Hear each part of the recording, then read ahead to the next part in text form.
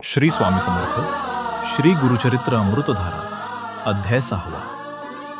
6व्या अध्यायात दत्त महाराज नामधारकास सांगतात की महापराक्रमी रावणाच्या गर्वाचे हरण करण्याकरिता भगवान शंकर अर्थात मीच गोकर्ण येथे महाबळेश्वर स्वयंभू लिंगाच्या स्वरूपात लोककल्याणाकरिता श्री गणेशाद्वारे स्थापित झालो.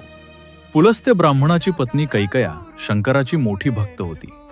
तिचा पुत्र रावण यानं आपल्या आईला मातीच्या शिवलिंगाची पूजा करताना पाहिले असता तो अत्यंत क्रोधानं व गर्वानं शंकरालाच लंकेत आणण्यासाठी कैलासावर गेला.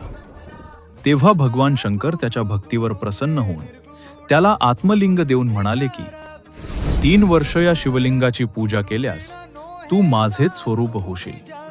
हे पाहून नारायणानं नारद व श्री गणेशाला रावणाच्या मार्गात विघ्न आणून ते आत्मलिंग स्थापन करण्यास सांगितले. रावणानं अत्यंत बळानं ते लिंग उचलण्याचा प्रयत्न केला असता ते गोकर्णाकार झाले आणि म्हणून या पवित्र शिवलिंगास गोकर्ण महाबळेश्वर असे नाव पडले. श्री गुरु चरणार्पण.